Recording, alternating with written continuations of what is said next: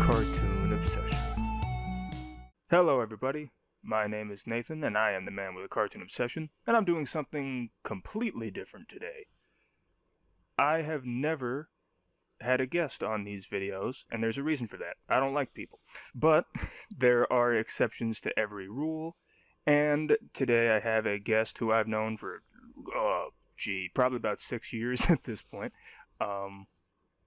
We know each other on the internet and in real life, and he's going to help me talk about the Animaniacs, and I'll let him introduce himself, put him on the spot. Oh boy. Hi everybody.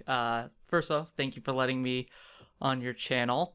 It's a very good pleasure to be here. But for those who don't know me, my name is Professor Saccharum, or Researcher Ryan, depending on when this is all done. But hey, spoilers ahead. But yeah, I do Pokemon content on my channel a lot. I do Twitch stuff here and there. But it's been a while since I've been online, and this is like kind of like a introductory back in, I guess. And I will link the YouTube and Twitch channels so people can check that out.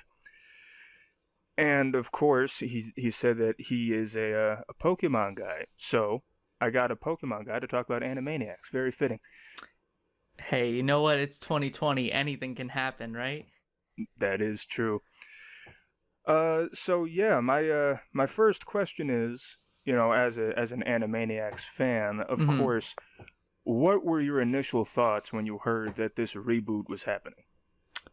When I heard the reboot was happening, I was genuinely excited to see what these meta creatures were going to be capable of doing in the modern day environment. Because a couple of years ago, I'd actually started watching the original 1990s Animaniacs, and it was quite a trip. It was a lot of fun, and I'd forgotten how much of it I blown past when I was a kid. So, and just so much went over my head because it's written for adults. It's a kid show but written for adults. So it was interesting watching it when I was older to then understand the jokes that they had, like the fingerprints joke, like the classic. It's a classic, but of course everybody knows it. And now that we're older, it's like, oh, I get it now. Which if you're still younger, you'll get it when you're older. But things like that. So I was excited for stuff like that. Plus oh man, what are they gonna do with Trump because of this presidency that we had? Because that was pretty wild. So I like the meta nature of Animaniacs, and knowing that they were coming back in a time period that kind of embraced meta was gonna be interesting. Yeah, I will say it's a shame that animation takes so long, because if they were able to just have everything written this year and have it be ready to go this year at the same time, there would be so many COVID references and everything else in there. But as we all know, animation takes forever, so that just wasn't possible. Yeah, it's weird that how South Park does it, right? They do their weekly thing, but everything in their animation is so different comparatively. You can't almost compare the two styles. They're both satire-based shows, but because South Park's simplicity, it's able to do it every week. But Animaniacs, they even say in the first episode, it's the writers wrote this in 2018, so we got to guess for what happens in the next 2 years. And there's some parts of it that I have to laugh because they're kind of accurate. I was waiting for them to say there was going to be some kind of pandemic or something. They said something about global disasters, and I start dying, and I'm like, well, there it is. Well, close enough. Living underground. How the Simpsons can predict the future. It's hey man, it's trends. I guess the writers are just well, this is what happened. This is probably what will happen, and they got it right for the most part. I mean, kind of. There's some stuff that are obvious, little stretches, living on the moon and in aluminum bubbles. Unless you're that kind of person, which all the more power to you. Oh. maybe we're working towards that goal. But but anyway, moving right along. So yeah, the Animaniacs does have a very unique, I would say, sense of humor, which of course has been duplicated and replicated and copied many times over the Mm-hmm. years, but not exactly to the same degree. When I heard that the reboot was happening, uh, well, you should know my usual reaction to reboots is why.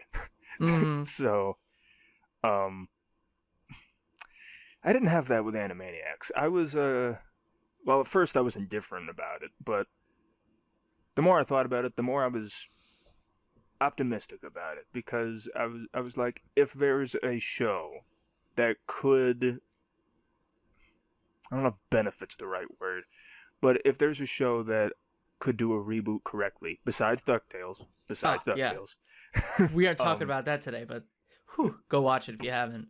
absolutely. Um, but if there's a show that could do it correctly, it would be Animaniacs, Mm-hmm. and I was not disappointed. I know that sounds like a backhanded compliment, but still.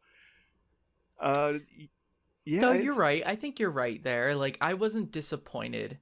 Like there are some parts like about this reboot that I really, really, really enjoyed. Um, and then there are other parts that I'm like, maybe it could have benefited from like this or that. Like I try to look at it a little bit critically because that's the only way like we'll be able to get a better product in the future is if we say something about it and then they're like, yeah, you know what, you're right. yeah, I hate looking at things critically, but now that I've done it for so long, I can't stop. Yeah, So, no. uh, yeah, I mean, I'm just gonna say this right off the bat. It's not perfect. It's not. Yeah. Uh, I do have some issues with it, and I will talk about that. but Mm-hmm. uh, why get right into the negativity? Let's start with the positivity first. Yes, Um, absolutely. so there was a lot done right in this reboot, I would say, because obviously, first of all, they got the main voice actors back, Oh, which yes. was incredible. Yes. I Oh, so mean, good. yeah, you just can't. I would have been very disappointed. I mean, I would have understood why, but I would have been very disappointed if they weren't able to get the original voice cast for the show. I feel like this show would feel so different if we didn't have the original voice cast, right? Because they are so, like, they go one and one. Like, these characters were created and it, like, brought into this world with these specific voices. So removing that would really change their identity. It's another thing for a show like DuckTales to have different like characters because those characters existed before the animation did, right? Exactly. They were brought in as their own entity somewhere else, so they can be revoiced elsewhere. But Animaniacs kind of like, at least to my knowledge, and I could be very ignorant and wrong, but I think it started out as the animation, as the show, and because of that, like Rob Paulson, Jesse Harnell, and then Tress MacNeille, like they are the Animaniacs. That's who they are. Absolutely, and I couldn't think of anyone who would be a fitting replacement for any of them. Yeah, yeah. I mean, like we have so like there are amazing voice actors out there today, and way more than there probably were back when we were growing up. But these guys are like the elites, like so to speak, because they've impacted so much of our childhood growing up. Like Rob Paulson's like resume for character voices is leaps and bounds greater than probably most people even expect. Like finding out like that he's the voice of PJ from Goof Troop, Carl Weezer from Jimmy Neutron, and then Yakko Warner, and like all this stuff is it was so surreal figuring it out because he just embodied my childhood. He's in everything. He's one of those guys who's in, like, if you've seen a cartoon in your life, Rob Paulson has probably been in it somehow. Yeah, in some way or shape or form, he's probably, if not as a main character, as like a side or additional voice in the background, he's probably touched it in some way, Yeah, shape, or form. his resume is rivaled by maybe Tom Kenny and Yep. Tara Strong, maybe. But Those are the only other two people I could think of. yeah, because they're all in everything. Yeah, they're also in everything. Exactly. They weren't in this though, I don't think, but they might have been. I I'm don't not think sure. so. If not this time, then maybe next time around. Who's to say? Oh yeah, well, apparently there's going to be a season 2 from what I heard. So Well, the whole intro plays on that too. yeah, so The intro does, and I think they actually say it in the show, like maybe in the first episode. But I know, like in the opening, like when they signed the contract away to the Grim Reaper, it says for 2 new seasons. yeah, so season 2, you know, I don't know when that's gonna come out because we just got season 1. So I Yeah. mean, I don't expect it to happen before next year, really. But Yeah, I think realistically it'll probably be next year we get it. And I feel like that gives them a little bit of time to work on. They've probably already written stuff, but they might change some things and add some stuff based off of the criticisms and stuff here. So something to look forward to, and something to kind of like be positive about is like, oh hey, we might get some like more returning characters from the previous the previous run. and I will touch on that point later. But Yeah, later. but getting back into the positive things, I want to talk about Yes. the positive things. But what else? I would say that well, the humor definitely has not missed a beat at all. I mean, Mm-mm. they're still doing their thing. You know, the Animaniacs are still the Animaniacs. The humor still feels, well, it's more modern, of course, but it's the same thing, really. Oh yeah. Oh yeah. It's so, like they really sum it up in that first episode about how, like where it's gonna go. Like it's a really good like jumping off point, because once Yakko eats the tablet and like learns everything, the catch up song is great. Oh Like yeah. like that's another thing that's like really really good, is like there's a lot of really good music in this.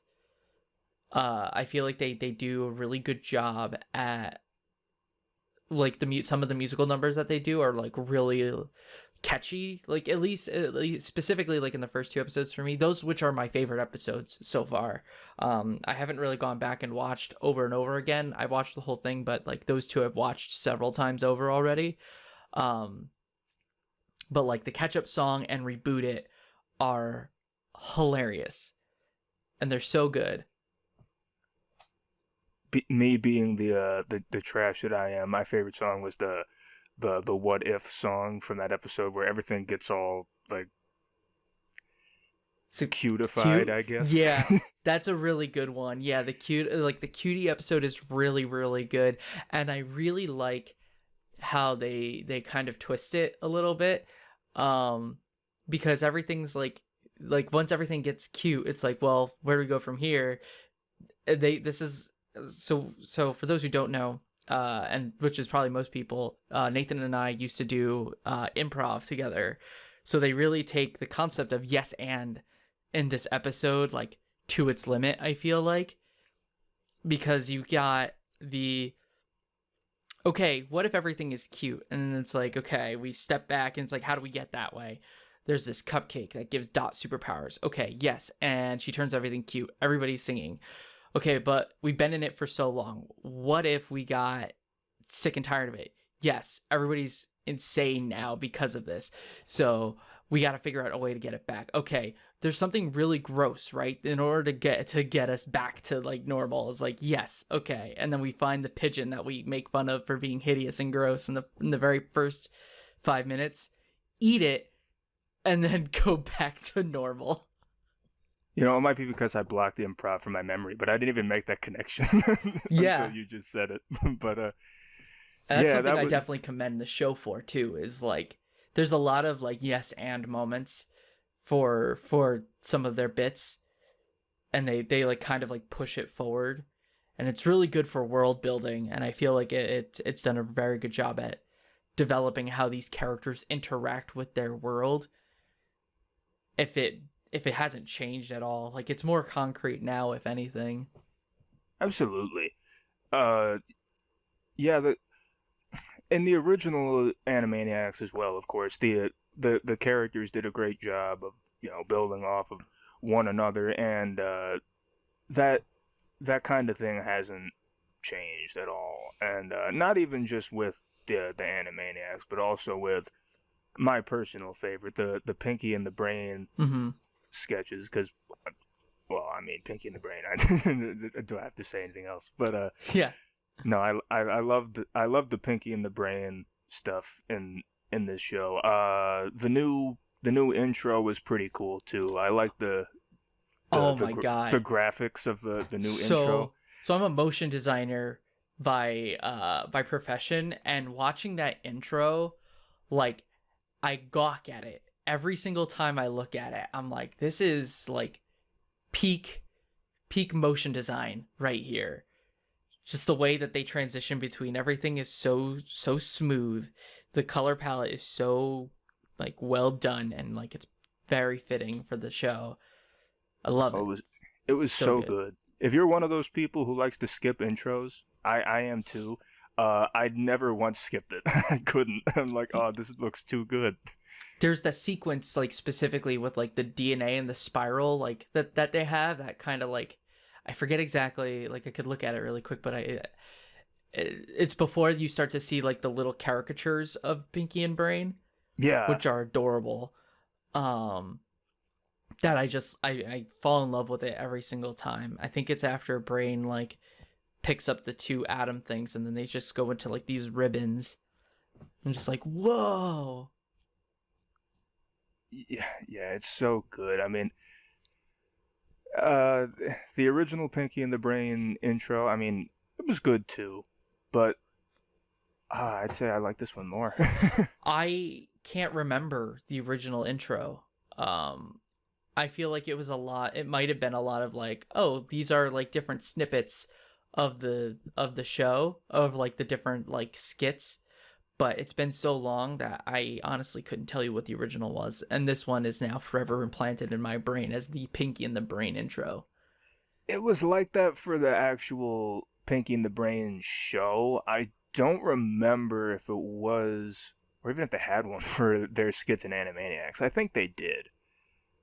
They might have, yeah, they definitely did, because I think that's where the theme song came from. Yeah, Because they always did the theme song. Um, yeah. but I But feel when like they it did might the have been actual seen. show, it was the snippets, like you Yeah, mentioned. But I like the show too. yeah. But yeah, I loved the Pinky and the Brain sketches in the new Animaniacs. I can't even think of one that I didn't enjoy. Yeah, I mean, like they're all there's some of them that are pardon my pun, but big brain. Like that has you think a little bit, because they play on a lot of intellectual humor during Pinky and the Brain, just because Brain's very nature. Oh yeah. Um Specifically, I'm thinking of like the Ex Machina episode with the robot AI that Brain builds. Oh, that was so good. Yeah, it's a good episode. My only problem with it was like I had a hard time sometimes understanding the robot Brain, because I think they put a little too much vocoder, like little voice edits on him. But other than that, like once I listened to it a couple times, I'm like, oh, I understand what he's saying. And my girlfriend, who is a math major, like was listening to his jokes as AI Brain and was cracking up. And I was like, what's funny? And she's like, it's this thing. Don't you get it? It's this thing. I was like, no, I don't understand. Yeah, I don't. I probably didn't understand half the stuff that he said either. But I don't understand half the stuff that Brain says either. I'm there for Pinky, really. Like I like. that's what I'm there for. I learn stuff from Brain. I learned a new word that I want to use in conversation, but I don't think I'll ever have the context to. What is this word? The word is defenestrate, which means to throw someone out of a window. I don't think I'll Okay. ever have the context in the conversation to use that word, but Well, you've definitely used it now, at least. that is true. I forget what Uh, episode he said that in, but he said that to Pinky as a threat, and I'm like, what does that mean? And then I looked it up, I'm like, oh, that's pretty cool. yeah, it's pretty good. It's definitely there. I love like my Pinky moments are like so. I love all of the Pinky moments, especially like his opening one, his first one. They after they come back after 20 years of research, and Pinky's like, yeah, I learned something too. I learned that after years of psychotherapy, I learned that our relationship is not based on a mutual desire to take over the world, but more of my enabling of your psychosomatic and systematic abuse or physical abuse. That was It's like, amazing. whoa. That was incredible. And there were other moments like that too. Of course, I can't think of any off the top of my head, but If but I know heat myself, will I become twice as big, or will I completely disappear? I know that because they also said that in an episode of The Amazing World of Gumball. So Oh, that's did where, they? yeah, so that's where I recognize that from. Like, oh, I mean, it's still funny, but it's like I've heard this joke before, so maybe I'd find it funnier if I didn't. But Yeah. Yeah. but There's a lot of really good moments in there, and I think like some of it is. So I think what Animaniacs does really well is their like their commentary on like the entirety of the show, Pinky and the Brain and the Warner Brothers. I think they do a really good job at being a social commentary show, and I really like how they do things sort of subtly. They're subtle until you get it. Once you get the joke, it's so in your face. And I really like that. And the particular episode I'm thinking of with that, and it's this I'm transitioning between both. So I'll get back to the episode I think it is. I think of that because I was thinking of the episode where Brain becomes Senator Garp in oh yeah, in the 1950s. And I was watching it, and he was like, because he's accusing everybody else of being a mouse because people like of all that. And I was like, wait a minute, this is just the Red Scare. This is just the Communist Manifesto, like, Yeah. like just showing up in our cartoon. And it was really, really funny seeing how they handled that, because I think it's a good way to kind of teach, to like backhandedly teach kids like history or like social, like political stuff, like while also being entertaining and like simplifying it so that it's not like this jargon that people don't understand. Exactly. Well, I mean, I did mention the Brain uses words that I don't know what they mean, so that is still there, I guess. Yeah. But yeah, it is.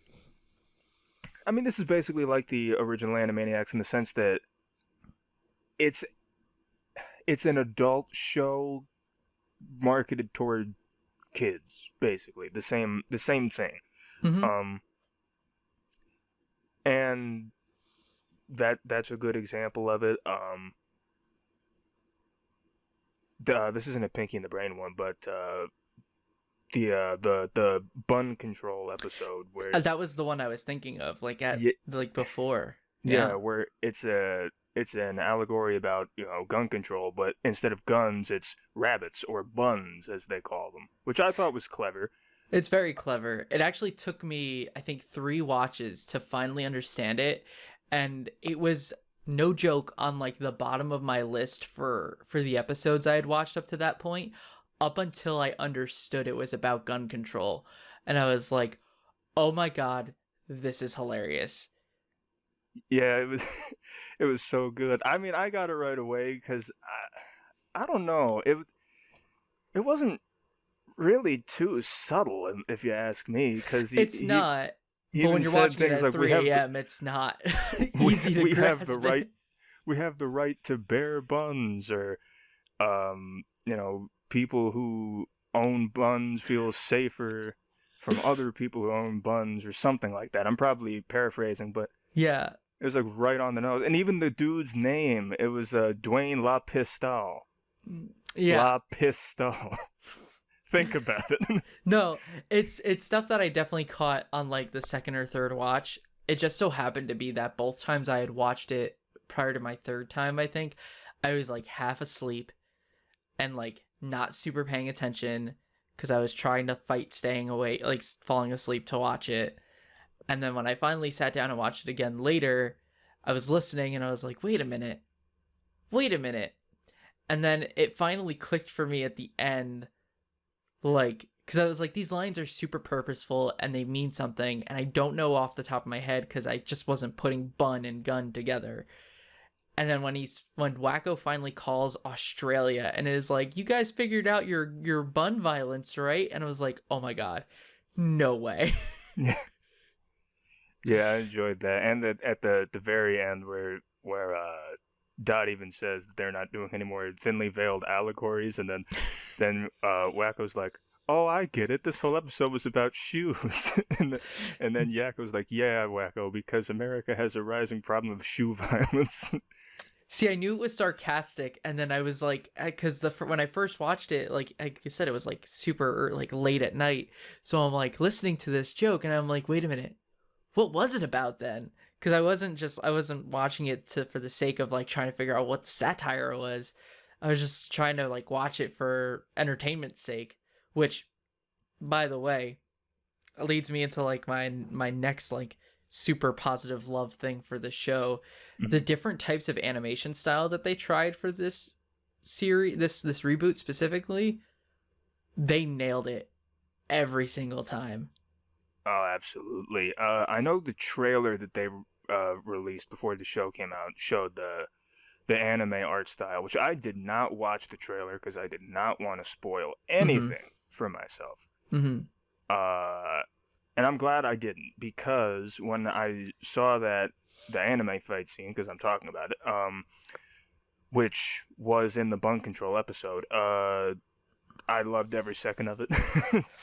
I like, after watching it a few times, you see all the different little details that they've like referenced in it.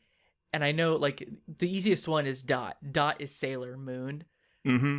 Like, it's so good. And then Yakko, like initially you're looking at him and he's like, oh, he's just Goku. But you look further again, his tail is shaped like Pikachu's tail.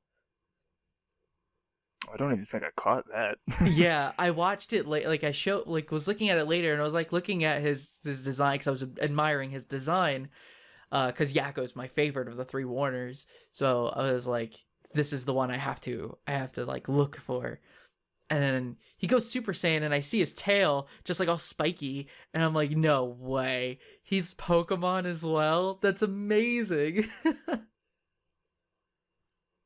Yeah, and I liked in Wacko's character design. First of all, he's much bigger than what he is, because he eats a lot, And I like the detail of his hat, like the brim of his hat had like a bite taken out of it, which was a nice little touch. Yeah, I liked his also his like force field ability was just like, it had food like all scattered throughout it. It was pretty cool. I'm just like trying to like figure out, because they all seem to be referencing like a specific anime, like, and I want to say they're all anime that aired on WB back in the 90s, when basically that was the only place you could watch anime was on Kids WB. And I don't know what show Wacko is like emulating. And if someone knows, I would absolutely love to know. Yeah, I couldn't figure it out either. Yeah, I was like, is it like, it's not Bleach, it's supposed to be like Naruto?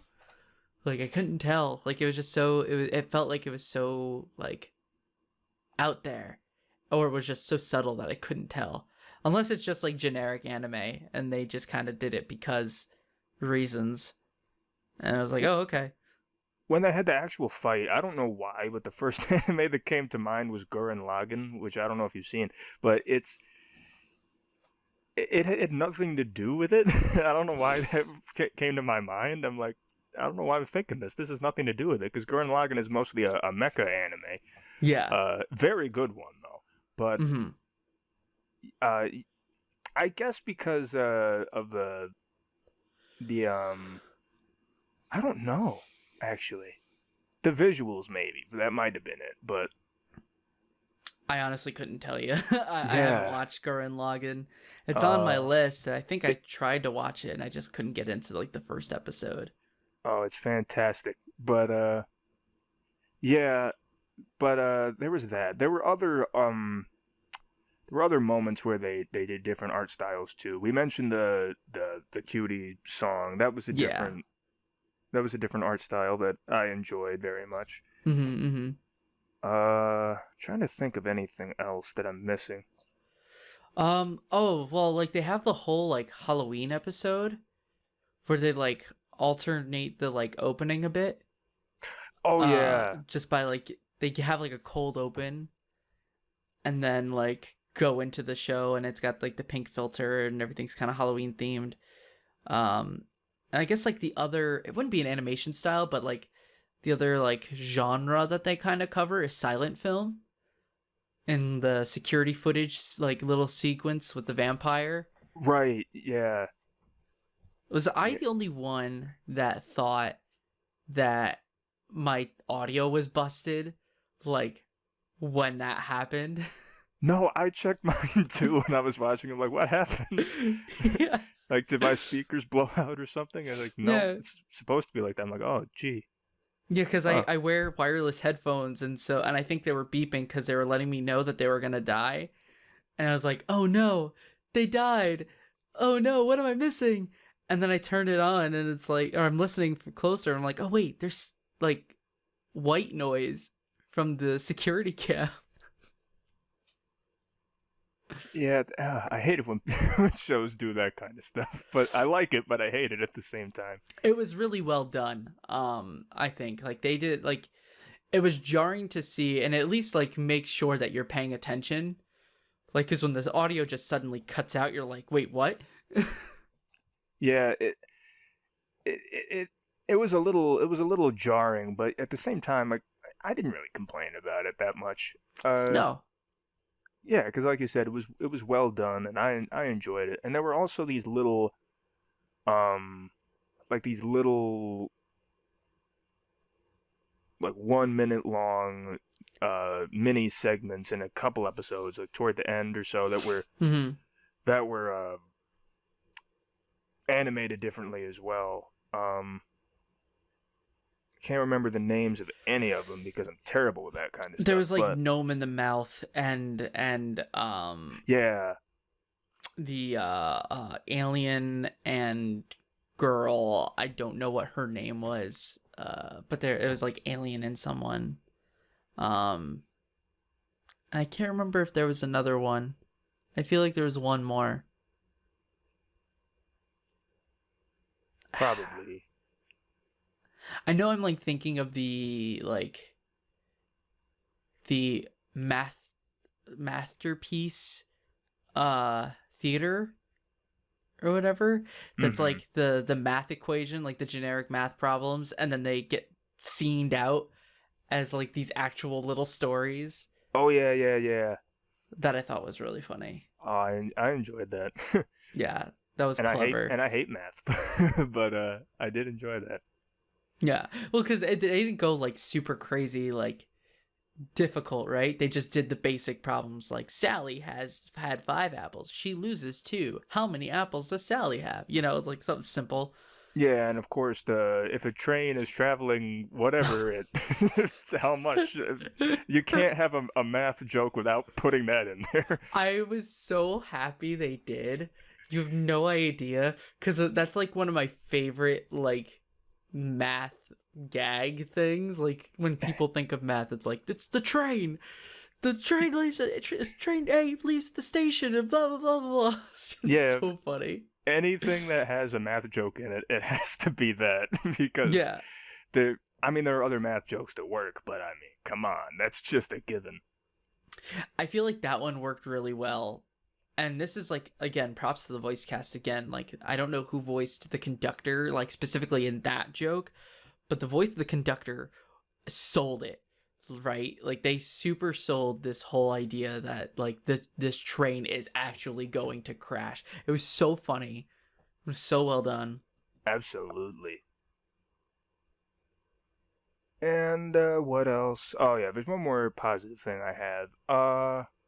Might just be a more personal one, but I liked they did a lot of references not only toward the original show, of course, but to other Warner Brothers properties and other stuff. My favorite one was in the Suffragette City episode, where you saw all of these characters from like the Looney Tunes and the Flintstones, and my favorite cameo was of Lunatics Unleashed. I said that too. Because I thought that Warner Brothers buried that show dead and never wanted to think about it again. And I saw that, and pardon my language, but I lost my shit because that was just amazing. The show is not good. The show is not good. But the fact that they brought it back, even for that split second, I'm like, no freaking way. There are some really deep cuts in not only like Warner Brothers history, but like in like meme culture history, like throughout this whole season of Animaniacs, and I'm hoping they do more. One of my first little like personal favorite deep cuts is in the episode of Pinky and the Brain, where they're gonna go get the dragon, and Brain whispers over to Pinky when they're in the cave. He's like, "Pinky, you remember the plan?" And Pinky's like, "I think so, Brain." Leroy Jenkins! I was cracking up so hard. I couldn't get over it. I was like, that is the deepest cut that they could have ever made in like meme history. It's such a dated joke. I had to look it up. You don't know about that? Oh man. I did kind of. I couldn't think of it when I heard it, so I had to look that up. And once I did, I was on board. But so funny. For those who don't know, that's like a very deep cut reference to this this World of Warcraft YouTube video where I guess this party or guild was going in for a raid on like this dungeon boss, right? And so they're talking over this plan for like a really long time, and then they ask their guy, like their partner or one of their party members, Leroy, and they're like, "Hey Leroy, did you get all that? You ready? Do you know the plan?" He's like, yeah, I'm good. And he runs in and just screams Leroy Jenkins, like going in, disregarding everything on the plan. And it's so funny. Yeah, unfortunately, I'm not as cultured as most people are, but, yeah, so there were things that went over my head, but, it is what it is. Not every show is gonna reference stuff that I'll get, because, I dig to the more obscure things that no one's even heard of. So, what show's gonna reference stuff like that? But yeah, exactly. And it's really hard to like. I didn't think that they were going to reference. So I wouldn't think they would reference something like that because of how like I feel like that's also obscure because it's early internet age audience. Right. Like so old, like that video I think is from like 2005. Yeah. So it's a very dated joke. It's so old. Yeah, there's always a market for that kind of stuff because it's like, oh, I remember that, and like I mentioned earlier with the Lunatics Unleashed thing. No one likes the show. I shouldn't say that. I'm sure it's got a cult following, and I like some of the ideas they had with it. They just weren't executed well. I agree. But I think that little cameo there made it. Yeah. See, the difference for me where I would expect something more like if you had told me they reference Lunatics versus they reference Leroy Jenkins, I would have believed you about Lunatics before Leroy Jenkins because Lunatics is a Warner Brothers property. Yeah, that makes sense. And like I said, that it shouldn't have surprised me, I guess, but Lunatics wasn't well received at all. So I kind of just assumed that Warner Brothers swept it under the rug, acted like it didn't exist. They also weren't Because showing anybody modern, like, either. They were showing all, like, these classic cartoons. Like, they showed Hanna-Barbera, like, Flintstones stuff, like, Huckleberry Hound, Snagglepuss, the Jetsons, of course, the Looney Tunes and Tiny Toons. yeah, Like, so they showed all of these older stuff. But then, and, like, Lunatics was what? That was early mid 2000s, right? yeah, and that was the most modern property they showed. I mean, I guess you could argue Looney Tunes because they're still making Looney Tunes spin-offs, but the characters Yeah. themselves are from a Like long the time 30s, ago. right? Yeah, They're so, old. but they are timeless. They are timeless, yes. They That's are the thing. definitely. And you know what? Actually, that would go for me to say that I think Animaniacs itself is also like sort of like a timeless like show, right? Like, I mean, it dates itself periodically, but I feel like these characters can be put into any time period and be relevant again. And they proved that with this reboot because, I mean, Animaniacs is not obscure. Like, when I think obscure, I don't think Animaniacs. Animaniacs Yeah. was very popular at its time and still is to this day. And for good reason. Yes, there are references and jokes that the 90s show made that people might not get today if they weren't around at the time.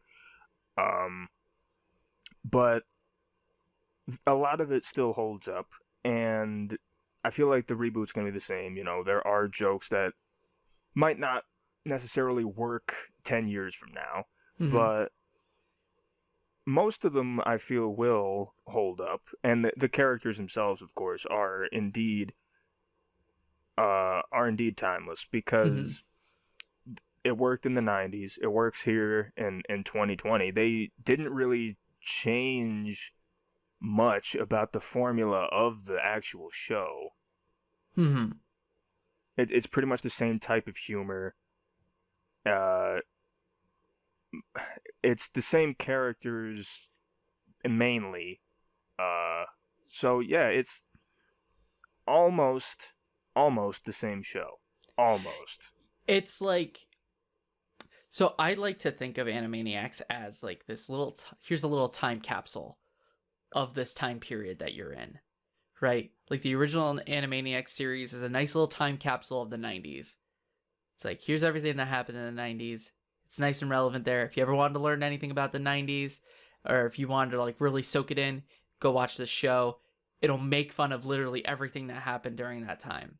And I feel like you can kind of get this same sort of vibe with Animaniacs Reboot, Animaniacs 2020, where they go over a lot of stuff like that had happened in the 22 years that they had been gone. And it looks like they're gonna try and make commentary for stuff in the future. So it'll be nice for them to like have this like, hey, here's another little time capsule of like the early 2000s, from 2000 to 2030. Let's say they go for another 10 years, if that. But like you said too, it's like, it's not perfect, right? Like it still does a lot of the same stuff that it did, but differently. And some of the things that it did differently are, some of them are, for lack of a better term, bad. And that is a perfect segue to get into the negativity. Let's do it. 2020, let's be negative. All right. Our complaint time. Here we go. All right. So I have to say it. Where the hell are all the other characters? I mean, Chicken Boo killed them. They made a cameo appearance in the form of Dead. So, with that Hunter episode, except for the security guard Ralph, he was still there. But, yeah, and like at the end, Scratch and Sniff comes back. Yeah, Professor Scratch and Sniff. Yeah, he was on the very last episode. I think he made a cameo in an earlier episode. I think unless that was just in the intro. I don't remember. He But definitely makes a cameo in the intro, and I think like maybe he's sprinkled throughout, but there's no interaction with him until the last episode. right, and that's it. Like the rest of them aren't there. Like Slappy the squirrel's not there. The good feathers aren't there. Buttons I and mean, Mindy, yep, Read and Run, like yeah, those are the quintessentials I think of when I think of Animaniacs, aside from the Warner Brothers and Pinky and the Brain. exactly. And I'm glad they brought Pinky and the Brain back at least. Yeah. But I don't know. It's not a huge complaint, but I just miss the sort of variety with the characters. They did bring in some new characters, but they didn't really play a big part in the show. They're also not as fun characters or good characters in my opinion. No, I Like, care less about the new like chairperson or whatever her title is. Like she just comes off as, bland to me. yeah, so I actually I'm okay with her. I guess I'm more talking about the like little side characters, right? Like that they have for some of those specials, like the alien and the little girl and the gnome in the mouth. Like I feel like because those are basically filling in for that variety segment of like, oh, here's like a Buttons and Mindy, or here's a Slappy the Squirrel bit, right? Mm-hmm. So that's where I feel like those couple of things fit in, and they aren't comparable to our original characters at all. Yeah, and there was another character that was in a few segments. What was his name? He was the Olympic guy. I can't Oh, remember his Niels name. Neidhart? Niels Neidhart. He was all right. I like him. I think he's funny. Yeah, he was fine. I like that. When they were in the Olympic Games thing, when they had their flags, they were waving their flags. I had to double check to make sure, but I'm pretty sure he was waving the flag of Liechtenstein. Tell me if people have heard of that country. But that's funny. and if you're not aware, it is a very small. It's a country, but it's like a very small micro state in Europe by Germany. They're German speaking, and I learned about it because I took German for a long time. So, I like that. Like that was a little thing. Like they never said the country by name, but the fact that they showed the flag, I'm like, no one ever talks about Liechtenstein. So I'm glad to see it represented. Yeah, that's actually pretty. I didn't know that. I didn't look into that. Because when you said flag, the first thing I thought of was Wacko pulling out his underwear to become the Warner Brothers flag. Yeah, there was that too. But yeah, that was cool. And there were other characters that I enjoyed, like we mentioned earlier. They like Brain's robot son. I thought that was nice. Another Pinky and the Brain episode. The female mouse. I don't remember her name, but oh yeah, I think it was Julie, something like that. Something like that. It was it's like escaping me. It was a J name that I know for sure. But she's becomes or was about to get elected as president of the United States. Yeah, that was pretty good. That was probably my favorite Pinky and the Brain sketch from the whole show, honestly. Yeah. But yeah, they had some new characters, both one-offs and recurring, that were fine. They weren't bad, but not all of them. Most of them actually didn't really have the same personality that the supporting characters from the original Animaniacs had. Mm-hmm. And I thought it was a little disappointing that we didn't get to see most of those characters outside of, their pelts and what have you. I'm like, yeah, great, you killed them off. Woo. Yeah. They like did kill them all and then they didn't kill them all. Yeah. Because they come back and like fight Chicken Boo at the end. But like, yeah, I get that. And the key difference between like this Animaniacs and the original Animaniacs is, I mean, you said the word variety. It's like, yeah, the original Animaniacs was a variety show. You'd get like a very small snippet of the Warner Brothers, maybe a small snippet of Pinky and the Brain, a thing of Buttons and Mindy, Slappy the Squirrel, like Goodfeathers, like all in like the same episode. You'd have like 5 things in like the same 30-minute episode. And here we're lucky if we get 3. We usually get 2 and like a half of one. Pretty much. And what they do is good, but some episodes definitely drag on a little longer than they really need to, and kind of like start to get bland because of it. Or they don't go nearly as far as they should go with the time that they have. Like this might just be me, but I feel like the train murder mystery episode is a little meh. I liked some of it.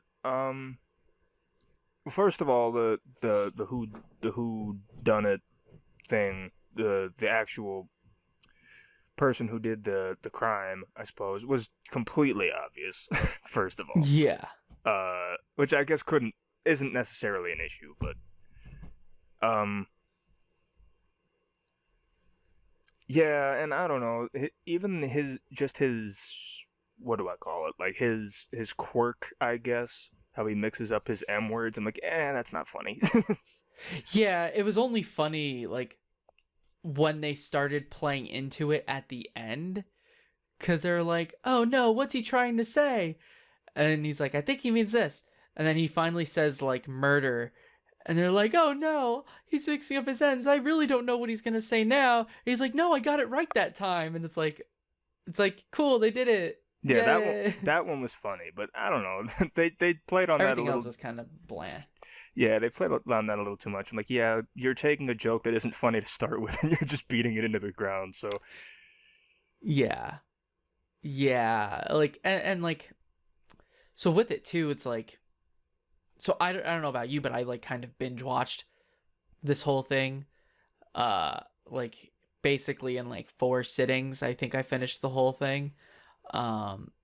And I ended up watching the episode. I'm looking at the list right now. Episode 7 and episode 8, which is the dog napping train episode, who done it there. Mm-hmm. And then they have another who done it literally right after that in episode 8 with the donut thief. And it's like, you couldn't have spaced out your whodunits. Yeah. Like, I mean, they changed the setting, obviously, and they changed what the, I guess, crime was, but largely, yeah, same idea. Yeah, and it's kind of like they're playing off of very similar things there, and there are only 13 episodes in the season, so I find it really hard to believe like that they ran out of ideas. So why they chose to do 2 whodunits, and not only do 2 whodunits, but do them one right after the other, was a little, like, weird.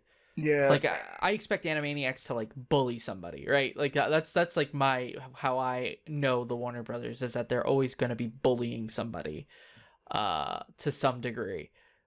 And so, but we do get a couple back-to-backs of that, but it doesn't ever feel boring because the situation is so different. Whereas this one, it felt like you had the exact same episode almost in the same, like, at the same time. Yeah, the setting and time were different, but it's more or less the same. Pretty much. I kind of like the donut one a little more, personally. I agree. But especially when they're actually at the donut shop. I love the person behind the counter. She was so relatable. She was fantastic. It's so, like, that's actually what you would see at the donut shop too. Oh, which yeah. is like at the hipster donut shop. It's just this person who definitely does not get paid very well, if anything.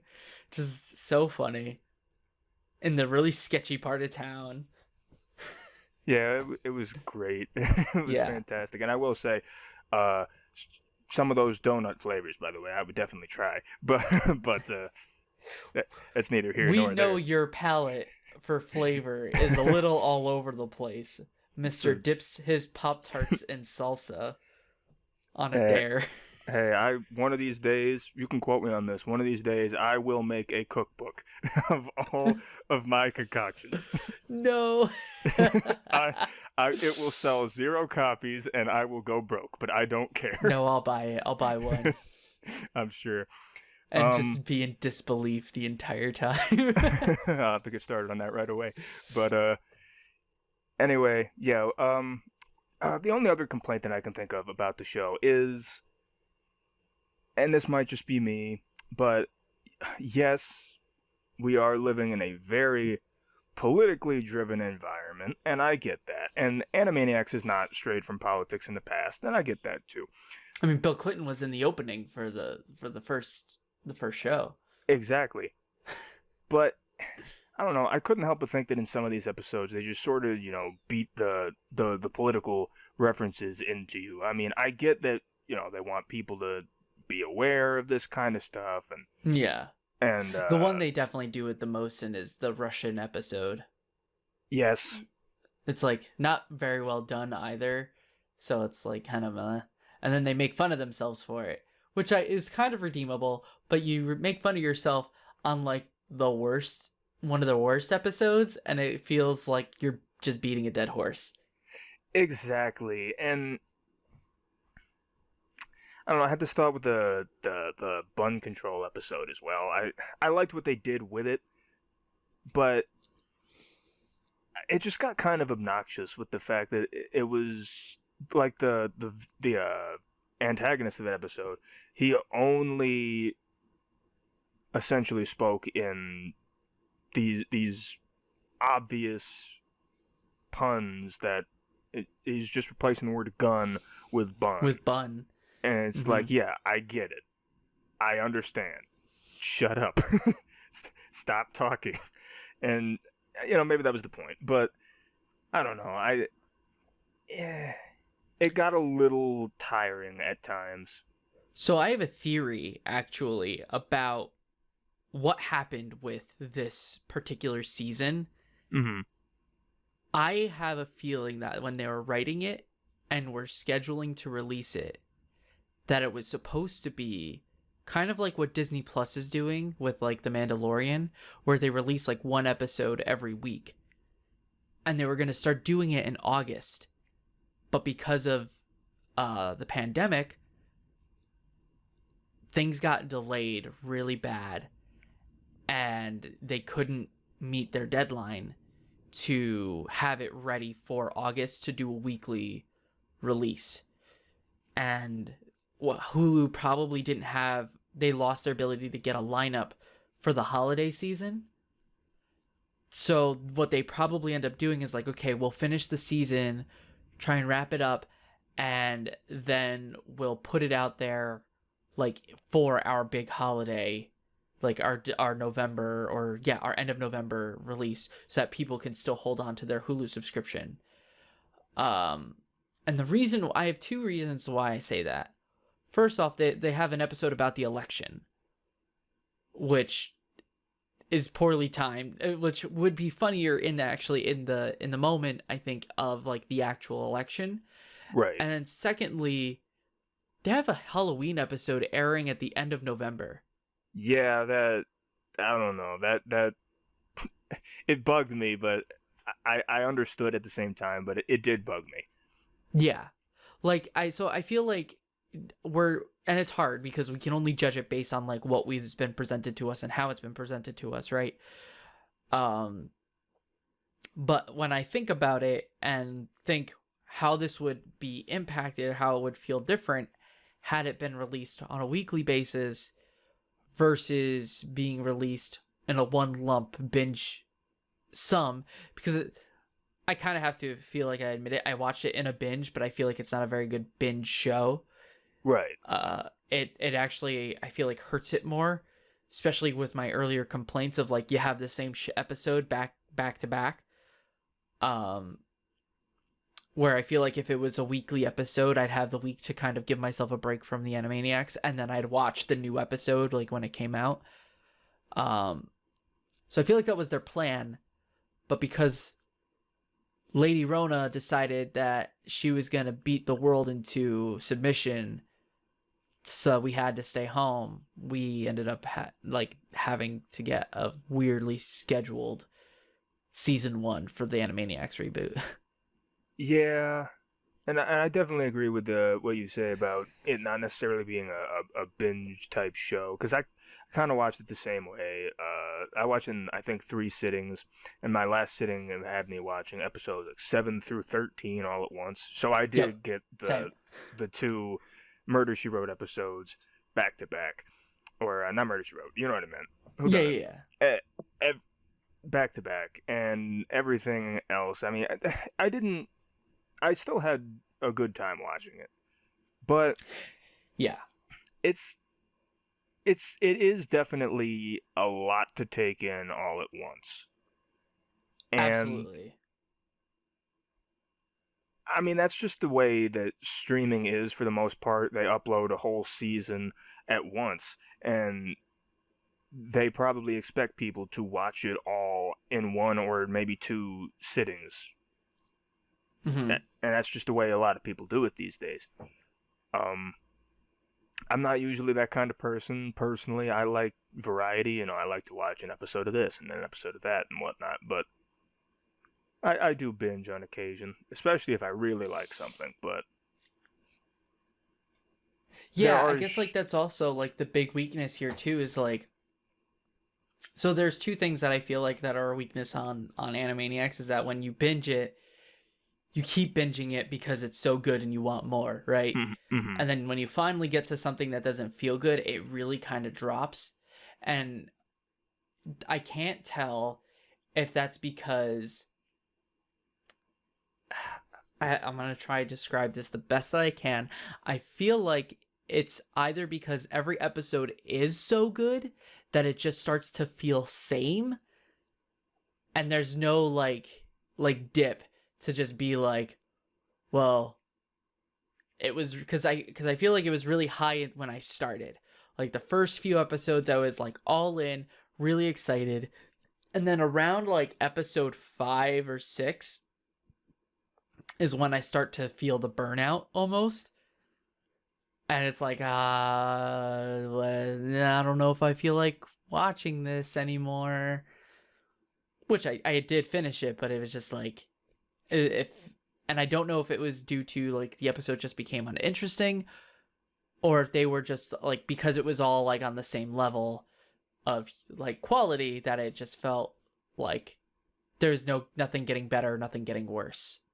It's just kind of saying the same. Yeah, I I feel like it's a really like bad way to describe it. no, I get what you're saying. It was a very I don't know if I want to say consistent, because there were parts that weren't as good. For the most part, it was a consistent show as far as like the type of humor, especially, and the way it was presented, and that could lead to its detriment if you're watching it too much of it at once, because you want something different. Mm-hmm. And also it could get really, really tiring, especially because the Warners, especially, they're obnoxious characters. I'll say that they're very much obnoxious characters, and you don't want that kind of thing all the time. I mean, for people who might have friends who are more obnoxious, you don't want to be around them all the time. At least I wouldn't. But I'm probably not the best example. But you know what I mean. It's just you need variety, and you need to sort of take a break from this kind of in your face, loud, expressive style that Animaniacs is known for, and does very well, I will say. But it's not for everybody, and it's also not for all the time. Yeah. I almost will say the longer you watch in a sitting, like, and the more, like, and how frequently you do, you become desensitized, I feel like, a bit to the actual what's actually going on with this show, because you just get so used to it, and it just like it feels kind of boring. Like, Absolutely, I had the same issue. yeah, Like, like I felt like that's what happened for me. Is like I felt desensitized by the fourth or by the fifth episode. Like after Chicken Boo, I was like, okay, I get where it's going now, and then it doesn't follow up with a very great episode after. It's good, but it's not very great. So yeah, definitely if I feel like I could recommend, if you are gonna watch this, don't do it all at once or try to binge it. Watch like 2 or 3, watch something else and walk away for a little while, and then pick up again later, because it's not something you need to watch every day. Because there's no like plot. So it's just like you watch it for the sake of like just watching a comedy sketch for a little while. exactly, and I second that. This isn't a show that needs to be watched all at once. You can if you want, of course, but I mean, just know that if you do, it might dull on you after a while. Yeah, absolutely. And I feel like something that this show does really interesting that not a lot of things do now, I feel like there's a really good show that you can just jump around and you won't get lost because everything is kind of self-contained. Yeah, exactly. And the way a lot of shows do it these days, you have to watch the episodes in order, which is fine, but Yeah. it's nice to be able to just, oh, I want to watch this episode, so I'll just watch this episode. And I Yeah. don't need to understand anything heading into it or anything like that. I have no story to worry about. I don't have any significant events that happened in the last 10 Yeah. episodes that I need to worry about. It's just, I want to watch this episode, so I'm going to watch this episode, and that's it. Yeah. It's so funny because we grew up in a time where it used to just be like that, where you would just turn on your TV and you'd end up watching an episode of a show and say, hey, I like this show. And then you just kind of go back and tune in and watch it, watch reruns when they come on, and that's it. And I feel like people started like, I feel like once we got to like probably like right after like Avatar: The Last Airbender is when cartoons started doing the story thing, like where it's not like an episodic where you could just jump in on a random Tuesday, catch the episode and know what's going on. They started adding in this overarching plot to stuff, and some, not all. Like you've got like probably I haven't watched the show myself, but like Gumball, The Marvelous Misadventures of Gumball, I think probably doesn't have like an overarching plot line. Nah, not really. I mean, there is a lot of continuity in it, and Mm-hmm. there are some mini stories, but it is a mostly episodic show. You could pick up anywhere. Yeah. It wouldn't be like something like Avatar: The Last Airbender or Legend of Korra, right? Like you can't just watch like Book of Air or Book of Earth, like episode 6, and be in it, right? You have to like watch from Book of Water episode 1 and go all the way to get to that point to understand what's going on Ex- later. exactly. And I don't have a problem with that kind of storytelling. I like it, especially if it's done well. But with This something show is not that. exactly, I also really like the types of shows that you can just sit down and watch one episode of or 2 episodes of, but they don't have to be consecutive episodes. You could watch Yes. an episode from well, this show only has one season, but if it had more, you could watch an episode from season 1, and then right after you could watch an episode from season 4 or whatever, Right. because Exactly. you don't have to worry about all that world building, all that storytelling, all those characters, all this and that. Mm-hmm. Yeah. This season or this series would benefit, and this would be interesting because I'd love to see if they'd ever do something like this, if they added a shuffle button like on the show. So it's like, I want to watch this show, but I don't want to watch the episodes in order. And then you can just jump around. So it's like maybe you don't get like episode 1 to episode 2, but you get like episode 3 to episode 10.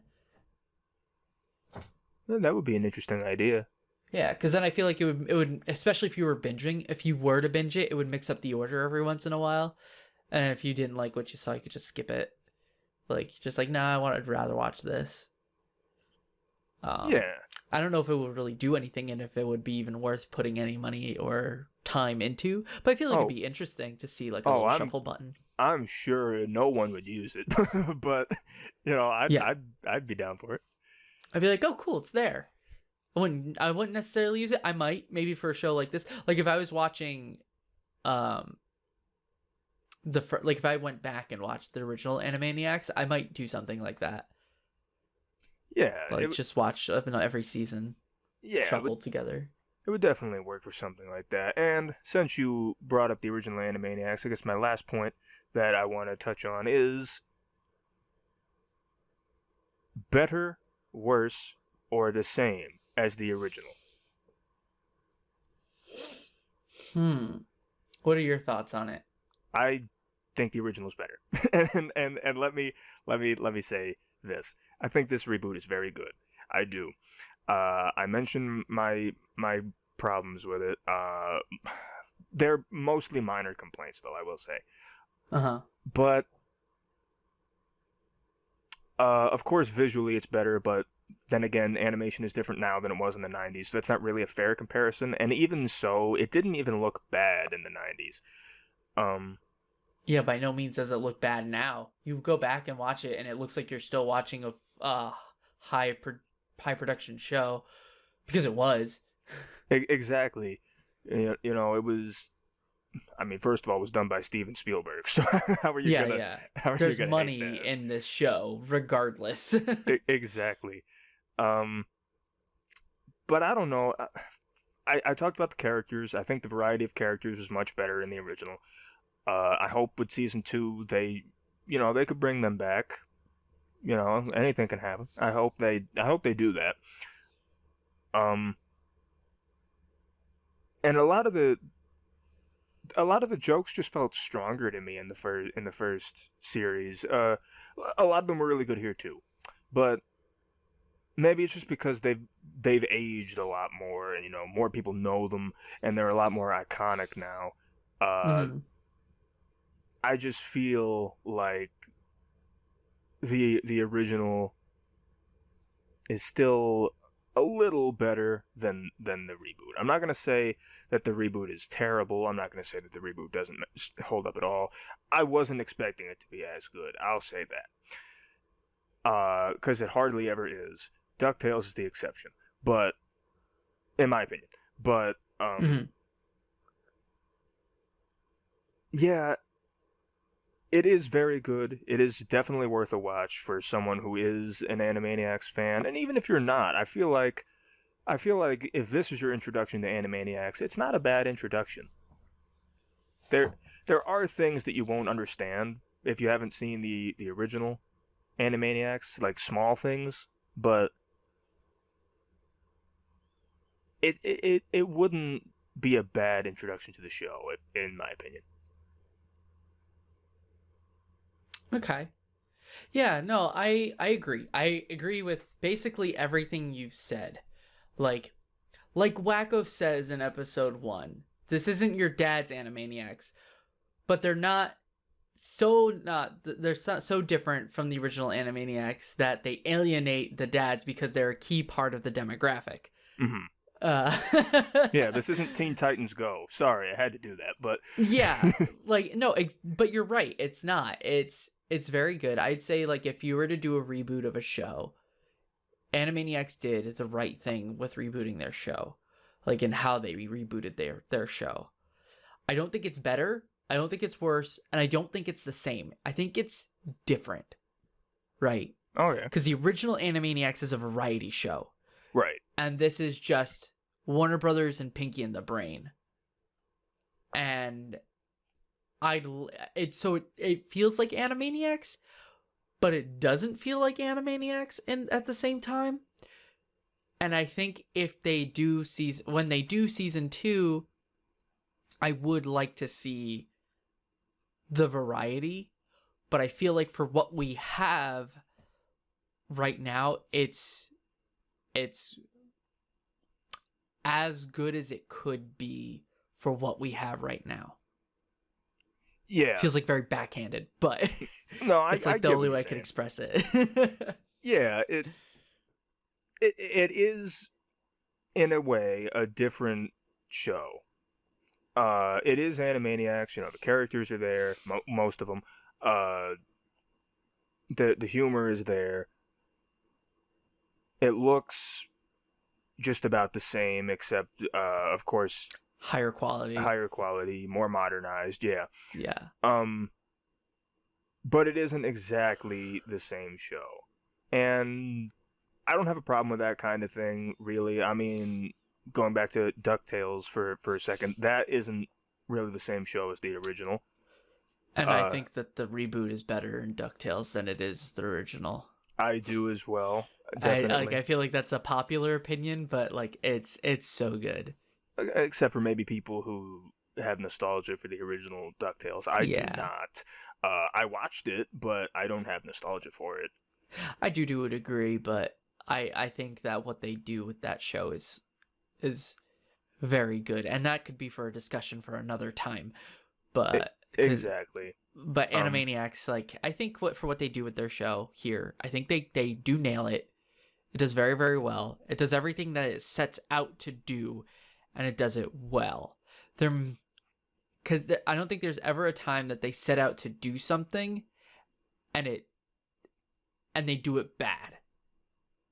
Like, I feel like every time they do something, they do it the best that they can. But whether or not the concept is good is more or less like the weak part sometimes. Yeah, there weren't really many, if any, moments in this show that I thought were bad. There were weaker ones for sure. We talked about those earlier, but yeah, for the most part, I mean, 9 times out of 10 the jokes hit. Maybe even 9.5 times out of 10, if I'm being honest. But yeah, and for what we did get, I really cannot complain, because reboots hardly ever work. I think it's a practice that needs to stop, but it won't, because that's how they make money in Hollywood these days. But if we get reboots like this, then I might be a little more optimistic about the practice. Now, I probably won't be, because for every Animaniacs 2020 or DuckTales 2017, we'll get a Powerpuff Girls 2016, and we just can't have that. We just cannot have that. So it's a formula that hasn't been perfected yet, and I'm very weary of them perfecting it. Because once they master the art of recreating old shows to be like essentially better than their originals, we start losing out on new original content from creators, and we just get rehashes of the same old thing, at least for a little while, because someone then will be like, I want a fresh new idea, and then makes the new fresh new idea. Exactly. And that's what we need more of. Fresh new ideas. I think so. But if I was to give my like own rating for this season of Animaniacs on like a scale of 10, I'd give it a 9. I think a 9 is right where I sit. Like, it's not perfect, but it's really good. I'd probably give it a 4. No, I'm kidding. Wow. Out of 5. 4 out of 5. That'd be an there 8 you out of go. That'd be an 8 out of 10. And if I get into my usual ratings, probably, I don't know, an 83 out of 100 if I'm being nitpicky. But yeah, it's good. It is very good. I would recommend it, as I said, to a fan of Animaniacs, to someone who's getting into the show maybe. Yeah, there are problems with it, but I don't think it's anything that'll necessarily detract fans. Yeah, the problems they definitely don't take away from the show. they're just like, oh man, but you just keep going. Exactly. It's still a very enjoyable series. I think that they did a wonderful job with it, and I am looking forward to season 2. Season 2. Well, let's see. We've been talking for a very long time, and if you Yeah, about haven't an hour and a tuned half. out yet, I will let Ryan here plug his stuff one more time, so you can find him. Yeah, you guys can find me over on twitch.tv/prof_Saccharum or researcher Ryan, depending on when you're watching this. Links will probably be in the description, like Nathan said earlier. But yeah, and you can also find my YouTube content on my YouTube channel. Currently, Prof Saccharum will also be changed to researcher Ryan sometime in the near future. As of this recording, and yeah, again, thank you for having me on your show. I really appreciate it. I'm a fan of your content. I like you talking about cartoons. I like talking about cartoons with you. So I hope that you'll have me back someday and we could talk more cartoons. Hey, what better person to talk cartoons with than someone who's obsessed with them and makes that his only defining character trait? So, There you go. all right. Well, now I'm going to do my little spiel, and I have it right here. Thank you guys so much for watching the video. If you have any other cartoons, anime, or other animated works that you want me to talk about in the future, please let me know. After all, it's not my channel, it's our channel. Don't forget to like, comment, subscribe, and feel free to check out my social media pages, audition for an outro, and join the official Cartoon Obsession Discord, the links for all of which are in the description below. Thanks again for watching, and I'll see you all next time. I'm Batman, and thank you for watching Cartoon Obsession.